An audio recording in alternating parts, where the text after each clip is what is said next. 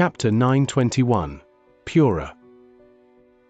Su Ming had a calm look on his face as he moved through the meteors. He occasionally cast a look at the tip of his finger. Hidden in it was the God Ascension Nectar. Without the protection from the 13 warships, the presence of the God Ascension Nectar could no longer be hidden. Fortunately, once he chased away the waves of tears, Su Ming had ceaselessly melted the nectar when he was in his warship, removing a lot of its presence. It might still be around, but if Su Ming used his power to suppress and seal it, he could reduce it to a bare minimum. However, if he was to bring out his full power, then he would be unable to avoid having the presence of the God Ascension Nectar spreading out from him. However, the thin man had showed him a clue regarding Xianxia, so if Su Ming had someone else perform the task of tracking him down, he would feel ill at ease, which was why he had chosen to venture out on his own. At that moment, he had already chased after the man for half a month, and not a single ferocious beast had been lured to this place because of him, so Su Ming gradually relaxed his guard. He wanted to slowly wear down the thin man's will, and in the end, use a soul catcher's spell on him to find the clues leading to his master. This chase that lasted for half a month went on for another 3 days. After them, Su Ming left the meteors, and what was revealed in front of him was a vast galaxy. There was endless dust around him, and there were even fragments that looked like they had been left behind after a star had shattered. Broken land, rotting ancient trees, and damaged, grayish-black skeletal frames. The galaxy looked like an ocean, and the broken objects were a part of it. The galaxy here was not black but had a gray hue to it. Upon first sight, it seemed extremely ancient, and it was difficult to erase that sensation. It was ancient, old, with a hint of a primitive and uncivilized air. Dead silent. It was boundless. Su Ming could not see its end. The darkness in the distance was hidden in the shades of gray. If anyone looked at them for a prolonged period of time, they would be unable to escape a sense of being oppressed, which would make it difficult to even breathe. Their hearts would gradually beat slower, and they would then rot away with the galaxy. The galaxy was simply too big, which was why even if a living creature appeared, the silence would be hard to break. In the distance was a shattered rock that was several tens of thousands of feet big. On it was a black creature with the body of a snake and the head of a tiger. It was wrapped around the rock, and in its mouth was a ferocious beast in the shape of a dragon slowly being devoured. The black creature trained its purple eyes on Su Ming, glaring coldly at the unwelcome guest who had walked out of the meteors. Su Ming looked around him, sensing the ancient presence crashing straight into his face. This was the periphery of Divine Essence Star Ocean. This place was an area where cultivators rarely came, and it was labeled as a forbidden ground. In the distance was a gigantic, broken skeletal frame, and there was a person crouching on it. That person was the thin man that Su Ming had chased to this place. He was crouching down on the skeleton and staring at Su Ming with a cold glare. A scimitar had appeared in the thin man's left hand at some unknown point of time. The blade was gray, and it was made of bone. The man had his right hand pressed against the skeleton beneath him, and he was tapping the skeleton in a bizarre rhythm with all his fingers. Every single time he tapped it, the color on the skeleton would fade a little. Divine Essence Star Ocean. Su Ming mumbled softly and looked around. He suddenly felt that this place did not give him a sense of unfamiliarity, even though it was the first time he saw it. It did not mean that he had come to this place at some unknown point in time, but because the uncivilized, ancient, and primitive air here gave him a sense of Deja-vu. Yin Death Region had the same feeling. Hiss! A sharp sound swiftly tumbled out of the thin man's mouth. While crouching on the skeleton, he lifted the bone blade horizontally, and when he hissed, the galaxy immediately seemed to have become different. The broken stones pointed their sharp tips towards Su Ming, and all sorts of poisonous insects that could survive in the galaxy crawled out of the rotting ancient trees during that instant. The skeletal frames that were floating in the galaxy also seemed to gain some sort of sentience, and a vague, indistinct hostility rose into space. It was one that would not disappear. The ferocious beast with the body of a snake and the head of a tiger curled around the stone also swallowed the ferocious beast in its mouth in one gulp, and its purple eyes began to shine with animosity. This was a repulsion. It was the repulsion of the entire Divine Essence Star Ocean against outsiders. This was a power that could not be described with words. If someone said that the entire Divine Essence Star Ocean was a single will, then the aloofness and rejection from this will towards all outsiders would become this force of repulsion.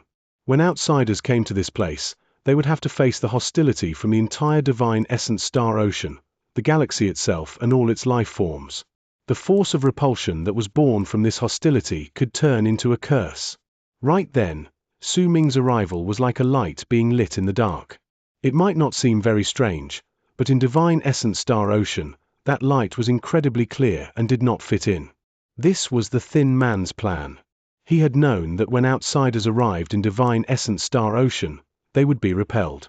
This force of repulsion did not exist beyond the group of meteors, and neither would it appear among them. But once a person moved past and stepped into the periphery of divine essence star ocean, it would instantly appear. With this repulsion, the thin man could win against those who had higher levels of cultivation than he. In fact, with this method, he had already turned several outsiders' heads into his possessions. At that moment, the thin man's face was cold and dark, but just as he was about to take action, Su Ming cast him a glance, and there gazes me.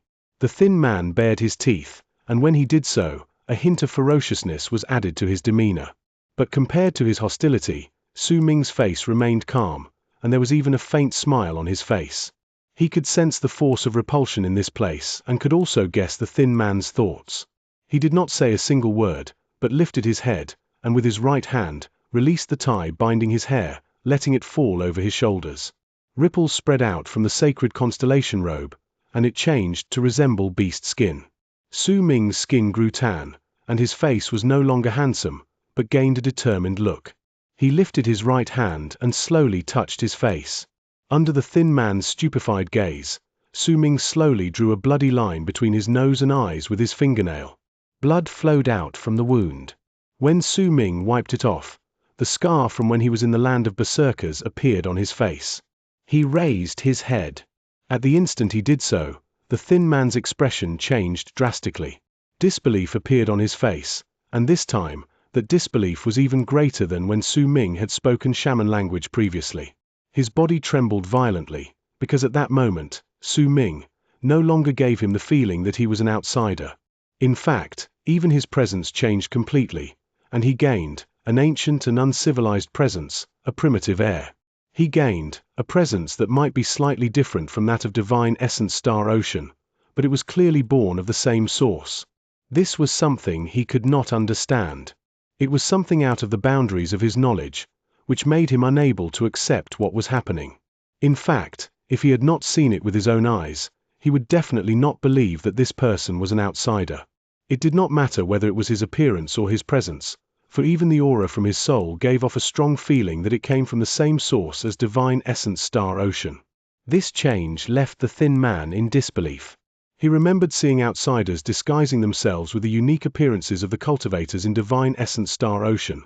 But no matter how similar they looked, how well they spoke the language, the unique presence that came from divine essence star ocean was something that was impossible for them to possess. This presence was the key to identifying people that lived here. Yet the presence about Su Ming was even purer than the thin man's own, who was born in divine essence star ocean. The sharp tips of the stones that were aimed towards Su Ming gradually turned downwards, no longer pointing towards him. Instead, they began to drift around the galaxy as usual. The hostility that came from the poisonous insects that crawled out from the rotting ancient tree disappeared into thin air, too. As long as no one came to provoke them intentionally, they would not venture out. They simply crawled back into the rotten tree and vanished without a trace. The vague hostility from the broken skeletal frame also disappeared, as if the soul that was gathered there had returned to sleep once more. As for the ferocious beast that was coiled around the stone, it opened its mouth, and the murderous aura about it dissipated, and the creature's expression became lackadaisical. The beast lay down on the stone and closed its eyes to digest the food in its stomach. It was as if it felt that the hostility between Su Ming and the thin man was a conflict born within divine essence star ocean itself. As long as they did not provoke the creature, it would not interfere with their fight. The force of repulsion from the galaxy was gone without a trace. The thin man stared intently at Su Ming, then suddenly shouted out his first words to Su Ming. "Which tribe did you come from?" His voice was incredibly cold and dark, just like the presence he gave off, and he was also using the shaman language. When Su Ming was about to speak, the thin man's eyes suddenly darkened, and he leaped forward swiftly. In an instant, he closed in on Su Ming. The blade of the scimitar in his left hand was pointed outwards and drew forth a freezing glare as he swung the blade at Su Ming's neck. The blade might have been made of bone, but it traveled so quickly that it produced the sound of air being sliced apart, as if space itself had been cut down. If that blade touched anyone, then even a rather sturdy body would be injured, much less a normal one. However, when the sharp blade touched Su Ming's neck, there was the sound of metal crashing against metal. The thin man's expression changed drastically. He turned around without any hesitation and appeared behind Su Ming. He no longer held onto the bone blade in his right hand, but with all 5 fingers positioned straight, he pushed towards his opponent's back. Dark Mountain Tribe. Su Ming did not falter once when he said these words. As he uttered them faintly, he took a step backwards, and his back crashed into the thin man. With a bang, the thin man coughed up blood, and the bone blade shattered. His right hand trembled, and as his expression changed, he lifted his head and roared. As he did so, the space around him immediately distorted, and a gigantic illusory shadow manifested behind him. Chapter 922. Thank you. When Su Ming looked at the thin man's statue of the god of shamans at such close proximity, he could see clearly that the giant had black fur and was dressed in coarse hides. A primitive and savage presence radiated off it. On its messy head was an old man dressed in a black robe, meditating in a sitting position. The black robe covered his face, preventing Su Ming from seeing his appearance, but with just one glance, Su Ming could recognize that the old man was his master. However, his master's robe was black when he appeared with the statue of the god of shamans this time. It was different from last time, and this made Su Ming think. Veins popped up on the thin man's body. With a roar, the illusion of the giant behind him swiftly lifted its large hand, clenched it into a fist, and hurled it straight towards Su Ming, sending its fist crashing towards him. Su Ming took a step forward, and the moment the fist was to come into contact with him, he disappeared. When he reappeared, he was already on the illusory giant's head, right beside the black-robed Xianxia. Due to the familiar presence, Su Ming forgot where he was at that instant. He looked at the old man, and even it was just an illusion, Su Ming still treasured the sight before him dearly. Master! He bowed towards the old man in black sitting on the giant's head. Yet before he could finish bowing, the thin man's roar reached his ears again. A totem appeared on the man's forehead, and it was the picture of a mountain.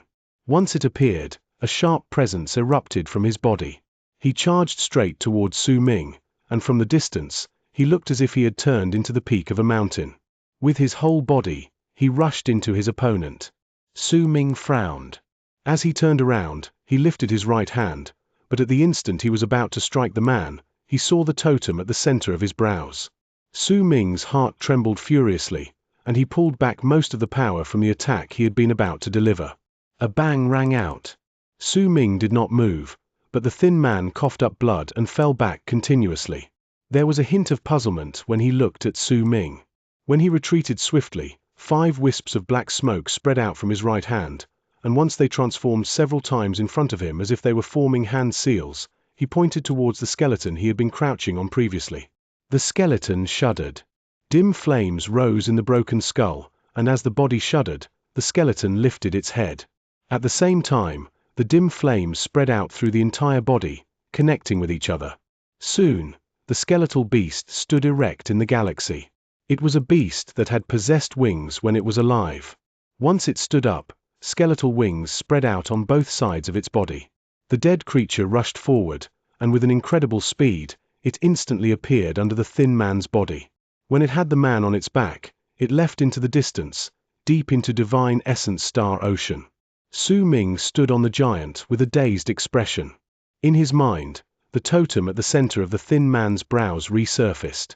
That mountain was so incredibly familiar to him. It was the 9th summit. Su Ming could not contain the excitement in his heart. If he had still felt slightly skeptical when he saw his master, then when he saw the 9th summit, he became completely certain. His master had definitely come here, and had been here for a very long time, or else it would have been impossible for the ways of a tribe to have been changed. And there was even a high possibility that master was still in divine essence star ocean. When Su Ming thought of this, A glint appeared in his eyes, and he swiftly went forward. The bald crane and abyss dragon had run off to search for something on the bones, while Su Ming had been fighting against the thin man. When they saw him leaving into the distance, they quickly went after him. Su Ming had the Duke of Crimson Flame perform a shift for him at that moment. He disappeared, and when he reappeared, he was far from where he had previously been and could see the thin man glaring at him intensely from the skeleton not too far away. "If I wanted to kill you, I wouldn't have let you run so far. I have 3 questions. If you answer me, I will let you go," Su Ming said calmly. Uncertainty appeared on the thin man's face. He opened his mouth, about to speak, but then his expression suddenly changed drastically. A vortex appeared in the space behind him, and like a gaping mouth, it swallowed the skeletal beast along with the man. This happened too suddenly. A focused glint appeared in Su Ming's eyes, but he soon regained his composure. He did not make any move to head forward, but instead sat down cross-legged in the galaxy with a relaxed expression on his face. Days went by. 3, 5, 7, until half a month had gone past. Su Ming continued sitting there, and there was not the slightest hint of impatience on his face. During the past half a month, everything was quiet around him, and Su Ming did not see a single ferocious beast or anyone else living in Divine Essence Star Ocean passing by. When 3 more days went by, at the spot in front of Su Ming where the thin man and the skeletal beast had been devoured half a month ago, a flash of red suddenly appeared, and it instantly charged into the distance. That flash of red was naturally the thin man. At that moment, his body was surrounded by blood fog, and his expression was incredibly dark. There was indignation on his face. There was also a faint black line there as well. Su Ming smiled faintly and stood up. With a step forward, he continued chasing after the man. The other had outstanding intelligence. It did not matter whether it was his act of taking the initiative to attack, keeping the skeletal beast as a reserve, or putting up the act of being devoured half a month ago, they all showed how cunning he was. However, all of these things were akin to a child fooling around in Su Ming's eyes. With just a glance, he could tell what was going on. This was Divine Essence Star Ocean and the thin man's homeland. While he might not know all the things that lurked around here, he would definitely know most of them. Besides, Su Ming had not manipulated the direction in which the other fled. The thin man had chosen it himself, and if he had thought to keep the skeletal beast around to aid in his escape, then he had certainly had enough time to choose his path, which was why him being devoured and disappearing was most likely a fraud. Besides, while the fear on the person's face looked real, Su Ming could still find hints that suggested it was fake based on his vast experience. When he thought about it carefully, he could guess the truth. That was why Su Ming was not in a hurry. He was certain that the man would not hide for too long. After all, with a faint smile lingering on his lips, Su Ming said calmly, "If you don't cure yourself of that poison in your body, your injuries will only get worse." Su Ming's voice fell into the fleeing man's ears, causing his expression to change, but he gritted his teeth and did not turn his head back. As he coughed up blood to boost his speed, he fled even faster. Su Ming frowned. With a move, he shifted and appeared several hundreds of feet behind the man. But just as he was about to shift again, his pupils shrank, for a powerful sense of danger filled his heart. That sense of danger came from in front of him. When he looked over, the space over there was calm. There was nothing strange about it. There was not a single piece of stone or dust in the area, but the powerful sense of danger told Su Ming that there was a murderous aura that could threaten him hidden in that tranquil space. Right then, the sound akin to an old man mumbling echoed in the galaxy.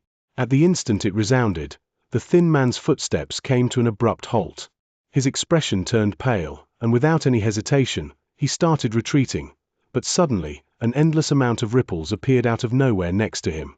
These ripples covered an area of about several hundreds of thousands of feet. As the ripples spread out, the outline of a creature resembling a gigantic fish formed in the galaxy. There were 9 sharp needles on the fish's back, but its true form could not be seen. They could only see its general outline from the ripples. If someone looked at it from close up, they would not be able to see the outline clearly, but if they looked from the distance, they would be able to see the creature incredibly clearly because, since there were no ripples in the other areas. This was a gigantic ferocious beast hidden in space. At that moment, the thin man was right at the beast's mouth. As the ripples spread out, Su Ming saw the ferocious beast open its mouth. The scene from half a month ago repeated itself before Su Ming's eyes with an astonishing similarity. The thin man's eyes turned bloodshot, and he retreated madly, but his body slowed down, as if there was a power that had gathered on him and was interfering with his movements, making them much slower than before. Su Ming took a step forward without hesitation. He shifted, and at the instant the ferocious beast was about to devour the man, he appeared right next to him. He seized the thin man's shoulder, and with a grim expression, he retreated swiftly, but right at the instant he moved back, he noticed that his body seemed to have rotted, as if there were innumerable threads that could not be seen surrounding him, causing his speed to slow down. The danger was right before his eyes. The ferocious beast's mouth was about to snap shut and devour him. At that moment, glint appeared in Su Ming's eyes. He lifted his left hand and slapped the center of his mouth, and when his hand left the spot between his brows, a ray of white light flew out. That white light was a white jade that was the size of a palm. Once it flew out, it started expanding right in front of Su Ming. "Peace arrives when the elephant is here," Su Ming shouted out. Countless runic symbols appeared on his body as bumps. The power of his divine essence gathered on each one of them. The runic symbols then flew out and fused into the white jade, and the speed of its growth became exponentially faster. Malicious spirit weighing an elephant. A white elephant appeared in the galaxy, and a shrill trumpet rang out as well. A scale manifested in space, and a huge malicious spirit lifted it up. On one side of the scale was an elephant, and on the other was the ferocious beast hidden in space. The spirit started weighing them. "It weighs 3 maces and 7 tails." A buzzing came from the malicious spirit's mouth, and a furious roar shot from the ferocious beast whose body was hidden in space.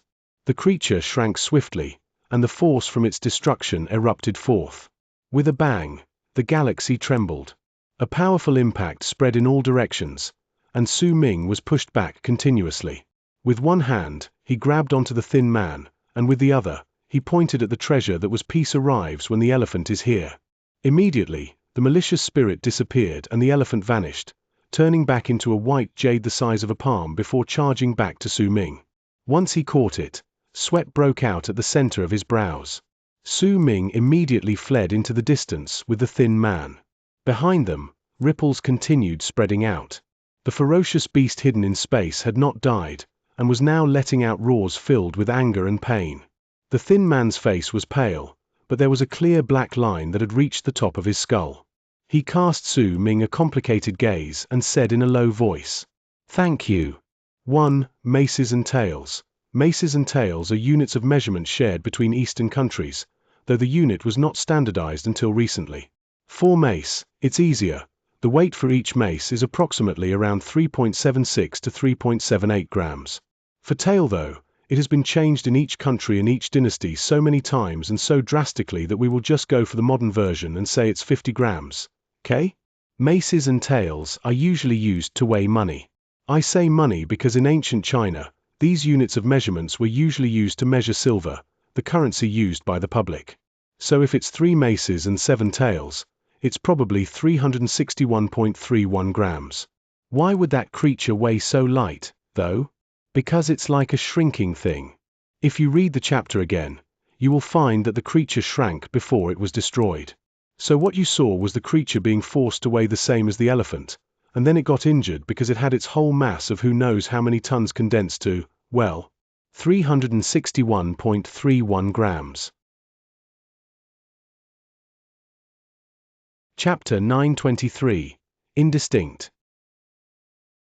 Once the thin man said these words, he fell unconscious. There was no longer just one black line on his face, but several of them.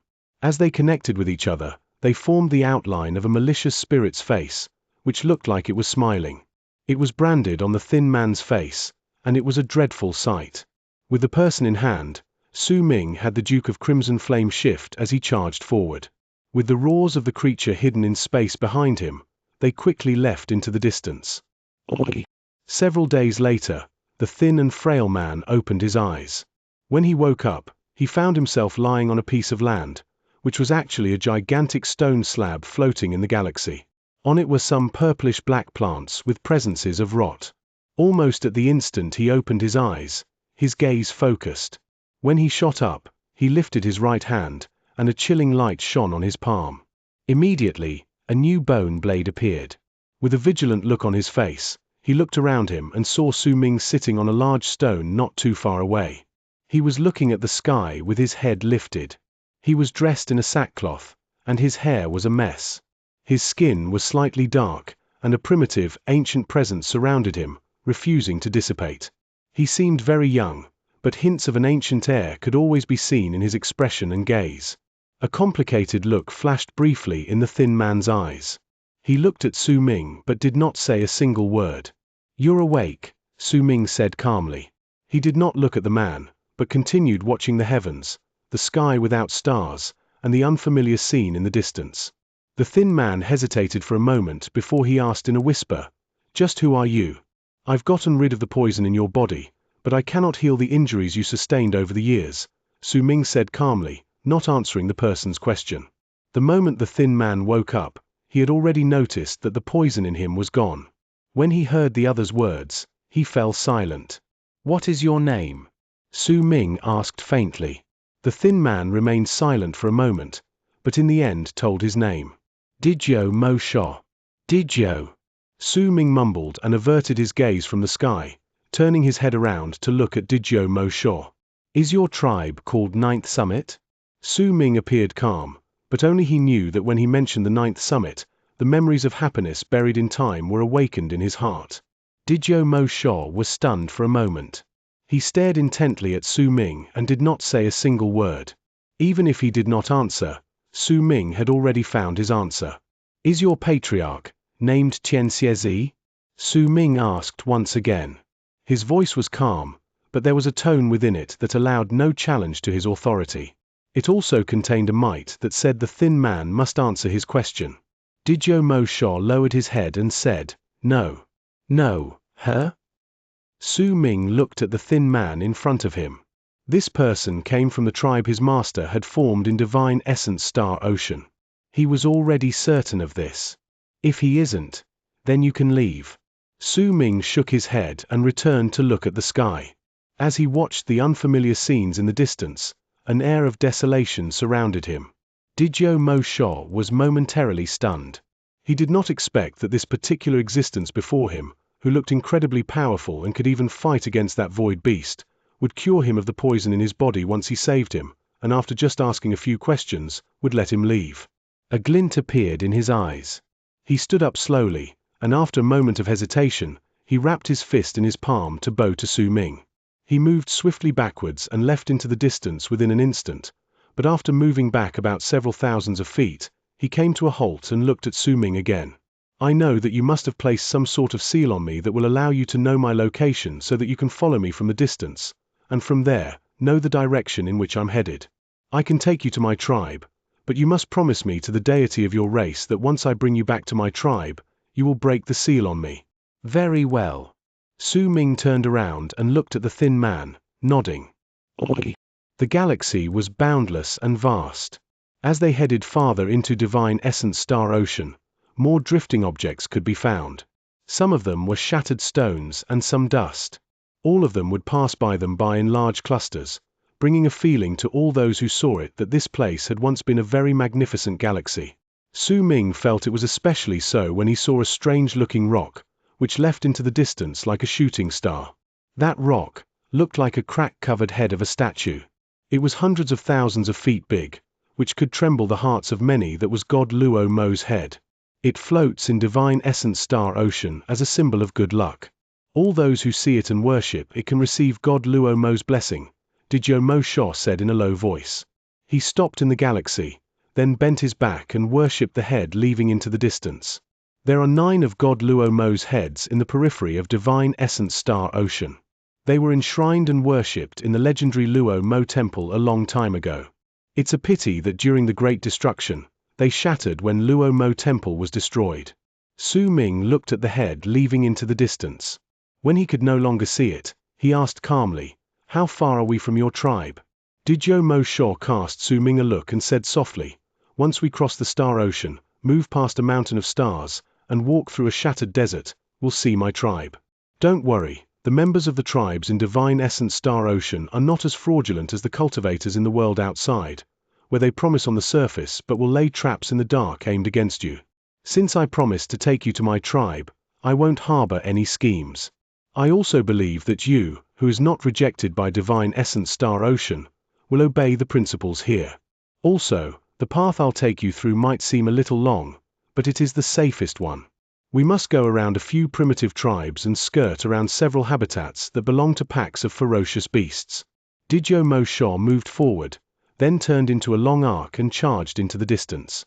Days passed, and half a month later, Su Ming had already stayed in the periphery of Divine Essence Star Ocean for several months. On this day, a mountain appeared in front of them. This was the first time Su Ming saw a mountain in the galaxy. This mountain seemed to be immeasurably tall. Its top could not be seen, and neither could its edge. It was like a gigantic wall that stood erect in the galaxy. This was a mountain that was formed by countless broken stars. When Su Ming cast his gaze on it, he saw that there were tens of thousands of stars in it. Most of them might be broken, but the shock brought to the hearts of all those who saw the mountain they formed by gathering together was still hard to describe. As Su Ming looked at that mountain made of stars, it was as if everything before his eyes had gone still. Just what sort of divine ability could make so many broken cultivation planets group together to form such an astonishing mountain? He mumbled. No one knows what divine ability it was, nor who used it. But we do have a legend in Divine Essence Star Ocean about it. Didyo Mo Sha looked at Su Ming, then cast his gaze on the mountain of stars in the distance. It is said that this mountain is a grave, buried within which is a man. His wife destroyed nearly half of Divine Essence Star Ocean to build this grave for him. In the legend, that man's wife is a powerful existence that came from outer space during great destruction. Once she made this mountain, she turned into a rock to stay beside her lover and keep him company.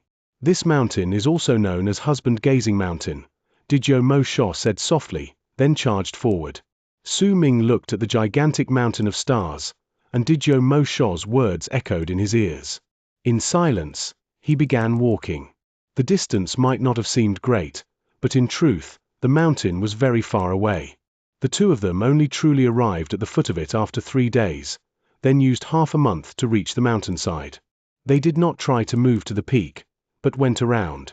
Some time later, Didyo Mo Sha turned his head around to look at Su Ming and said in a solemn tone, "No one has managed to reach the top before. At least as far as I know. It's as if there is some sort of power preventing anyone from reaching the summit. There are some people who say that the rock that is the woman is at the peak, which is also where her husband's corpse is buried. As long as we do not destroy the mountain rocks here and force our way to the top, then no danger will come to us from the mountain. But if anyone dares to damage even a single part of this mountain or repeatedly try to head to the summit, then no one will be able to leave." Su Ming stood on a broken slope, his head raised to look in the direction of the summit. Everything was a blur there, without any end in sight. It might have been just a figment of his imagination, but he thought he could see a woman standing at the summit, holding a bone zun in her hand. She was playing a song filled with grief, whose notes were mournful whimpers. "What did you hear?" Su Ming suddenly asked. Didyo Mo Sha was momentarily stunned. He listened attentively for some time before looking over with a puzzled expression. "It's a song." Su Ming closed his eyes. The mournful notes from the zun echoed in his ears, causing ripples in his heart, and dragging out a memory that brought about a similar sense of grief. "I didn't hear anything. Let's go." Didyo Mo Sha shook his head and started moving again. Su Ming opened his eyes and looked at the blurry view at the top of the mountain before following Didyo Mo Sha into the distance. The Abyss Dragon and Bald Crane followed behind him, as usual. The Abyss Dragon's expression remained the same, but the Bald Crane looked dazed. It had its head lifted up, looking at the top of the mountain. From its eyes, tears were falling, and they were rolled down its cheeks. "Darn it, what's wrong with me? Why am I crying? Why do I feel so horrid? Why do I want to cry so much? Damn it all, this feels terrible. I want to cry. I feel unhappy. I feel like I want to die," the Bald Crane mumbled, and more tears fell from its eyes. It followed behind the Abyss Dragon and Su Ming in a daze, with tears continuing to fall, but since it was just a soul, when its tears fell down, they would disappear. They did not fall on the ground nor landed on the mountain. They only fell in its heart and tore multiple holes within it, but no one could see that. The bald crane's consciousness was a little clouded at that moment. It heard the sorrowful song, and a picture formed in its mind. Within that picture, it saw itself as a crane as great as the universe, with a woman sitting on its back. She was patting its head and speaking softly. 1. Didyo Mo Sho, case of lost in translation. Didyo means ninth, which is why Su Ming immediately knew that Mo Sho was talking about the ninth summit. Chapter 924, Malicious Sand Spirits. Every person has a secret, and every living soul has secrets, which all those who are not of the same species do not know. If no one told a person, they would never learn of them. Su Ming had his secrets. Didyo Mo Sho had his secrets. The Abyss Dragon had its secrets, and the Bald Crane, too, had its own secrets. Right then, the Mountain of Stars turned into one of its many secrets. When Su Ming walked off the mountain and they slowly left into the distant galaxy, the Bald Crane turned its head around to look at the mountain. It stared at the summit, and its tears seemed to have seeped through its wound-ridden heart to fall on some unknown place. Is it worth it? The Bald Crane whispered softly. This was something that rarely came out of its mouth. It did not add in any of its usual adjectives nor called itself Grandpa Crane.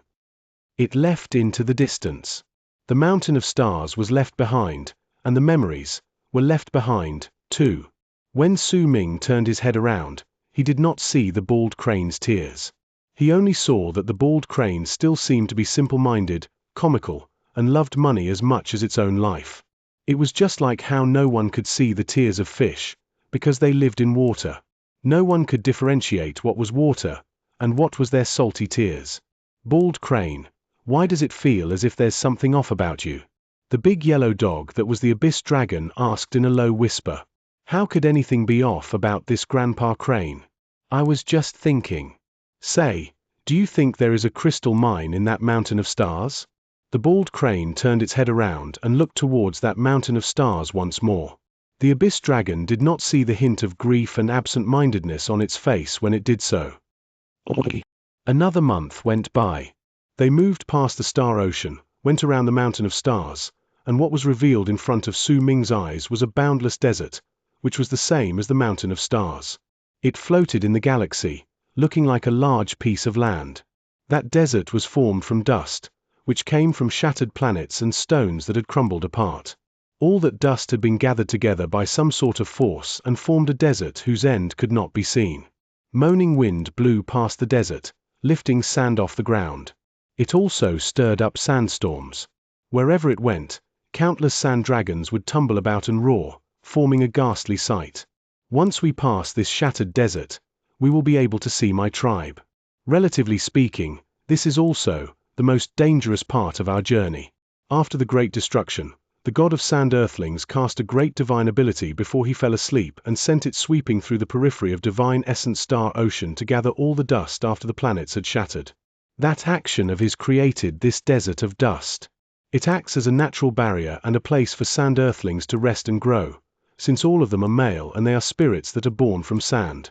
Most sand earthlings are short. They do not possess much offensive abilities and do not have any power.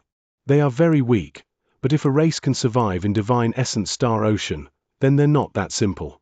If there is something about them that is incredibly weak, then there is also something about them that is incredibly strong.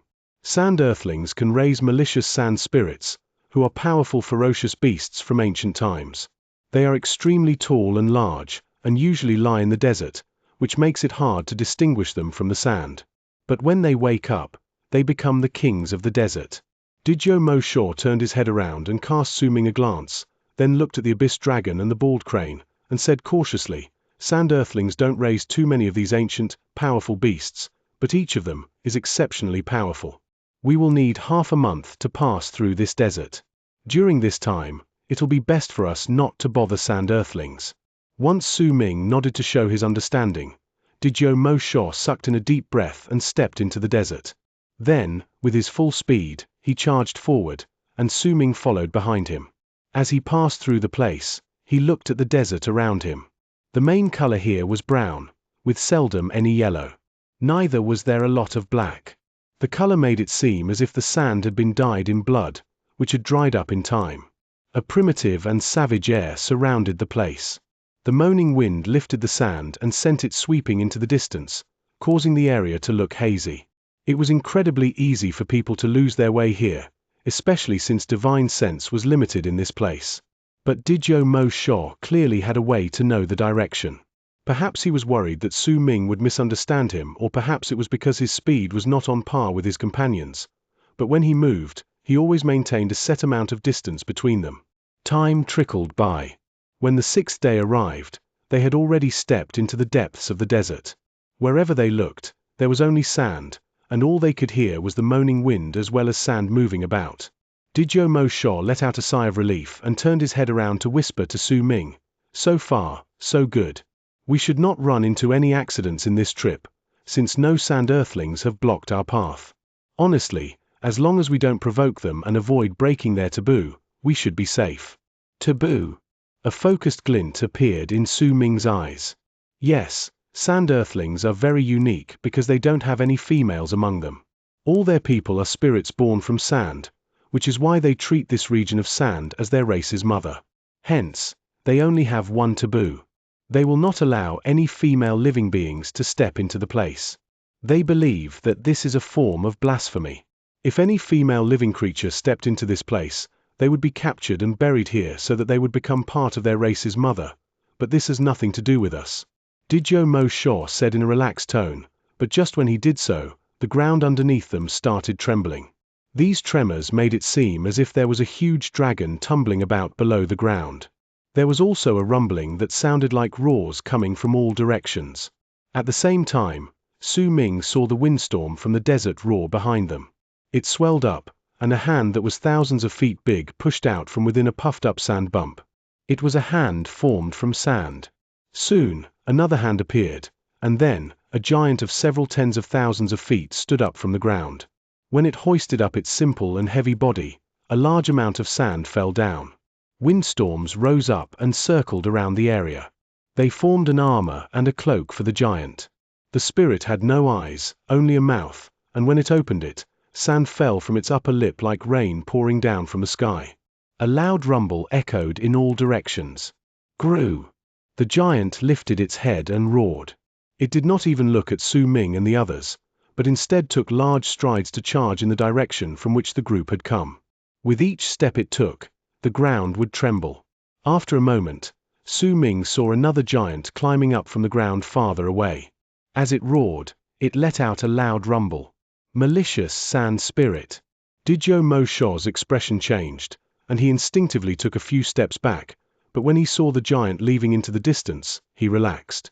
I wonder who provoked the sand earthlings in this desert. He shook his head and looked toward Su Ming. At that moment, he noticed that Su Ming had a crease between his brows. A sound like that of a whistle rose abruptly from the ground.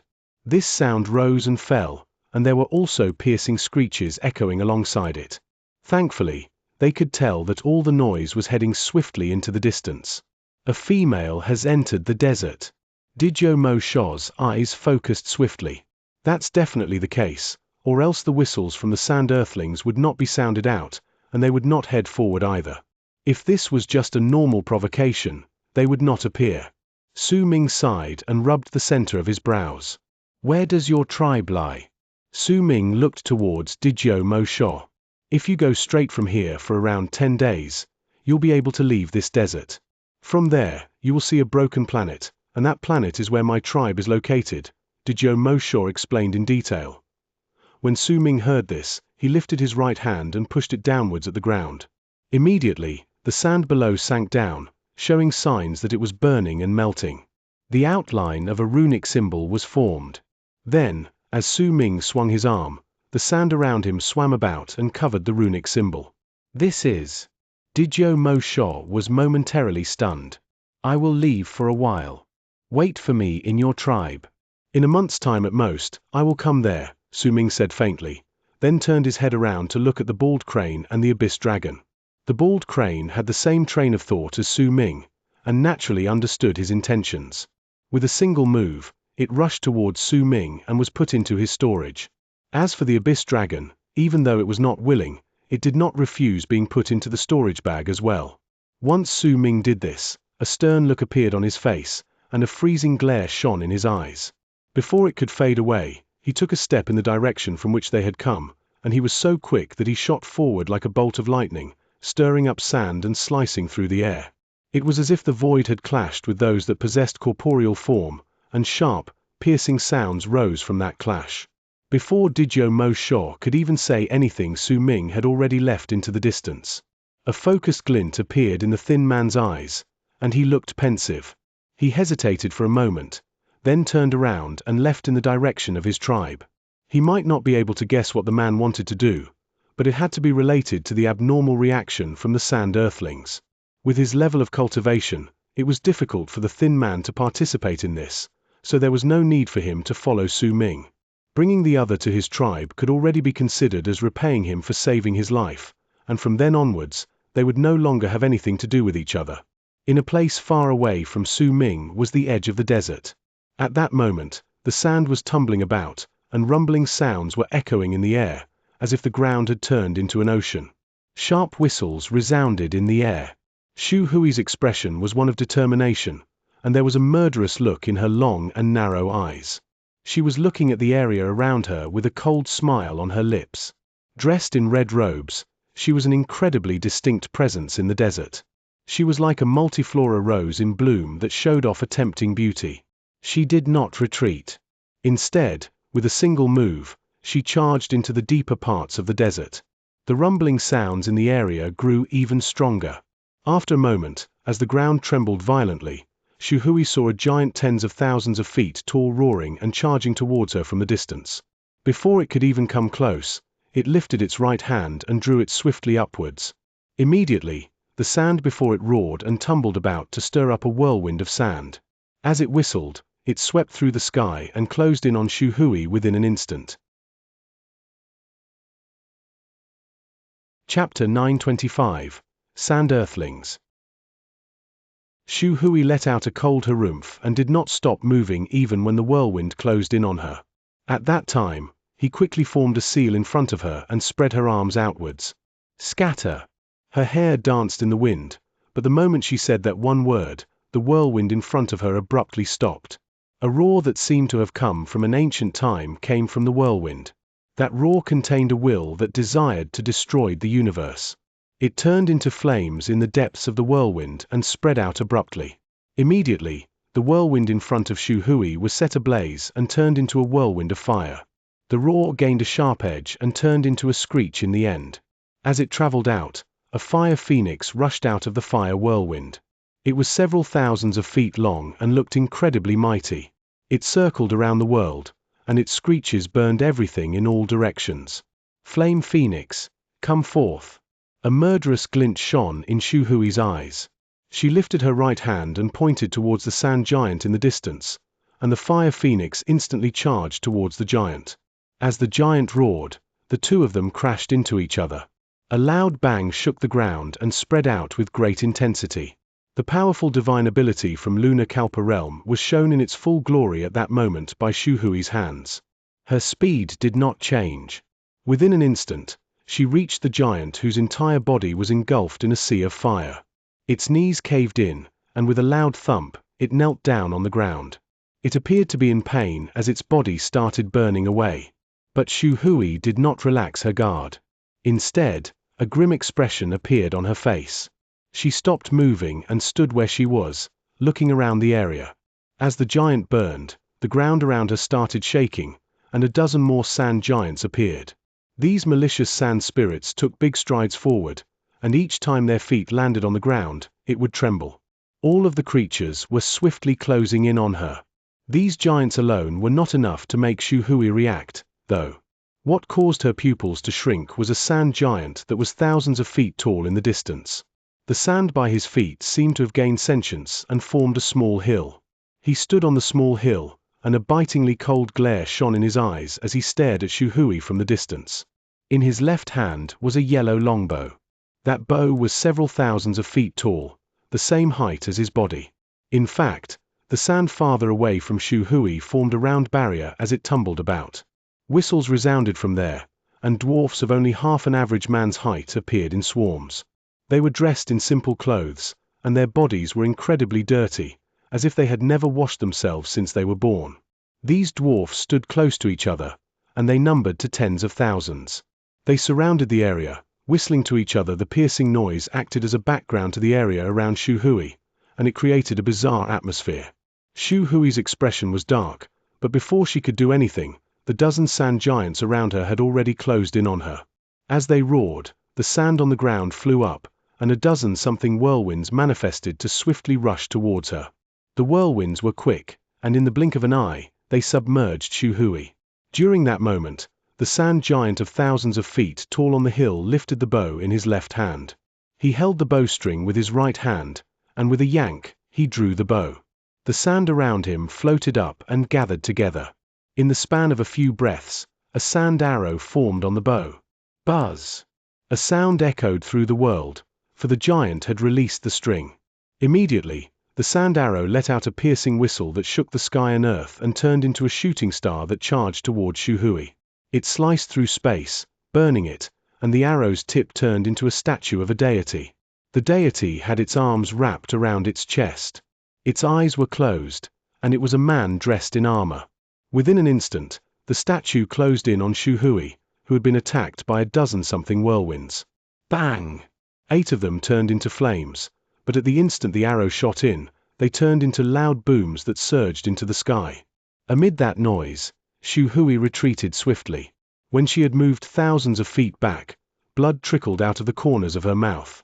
With a pale face, she glared at the giant with the bow in the distance. Excited and agitated roars tumbled out of the mouths of the sand earthlings who were only half an average man's height around her. These people were all men, and in the mid of their excitement, they raised their heads and roared, as if they were in a rut. The killing intent in Shu Hui's eyes grew stronger. When she saw that the dozen-something giants were getting closer, she moved and disappeared without a trace, but at the instant she vanished, another gigantic statue of a deity appeared in the desert. It was in a spot that was incredibly far away. That statue was hundreds of thousands of feet tall. Its appearance was the exact same as that of the statue formed on the arrow shot by the giant with the bow. However, it was more majestic and seemed to possess a more corporeal form. At the top of the 100,000 feet deity statue was an old man that was only half an average man's height. He was dressed in beast skins, and his body was incredibly dirty. However, there was intelligence shining in his eyes. In his hands he held a black skull. Once he raised it above his head, he roared. That roar contained words of his language, which was complex and sounded awkward, and was difficult to understand. Yet as the man roared, the entire desert started moaning, as if it was communicating with him. At that moment, a chilling glare shone in the old man's eyes, and he lifted his right hand to point into the distance, at Shu Hui. The moment he pointed at her was the moment she had fused into space. Ripples instantly appeared at the spot she had vanished, and she was forced out. Her expression changed. She gritted her teeth and moved once more. This time, she did not fuse into space, but shifted.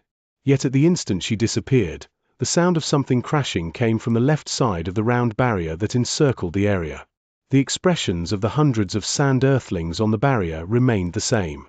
They were still excited and agitated, and the vulgar looks were still on their faces. Shu Hui was once again forced out from the space before them. And this time, more blood trickled down the corners of her lips.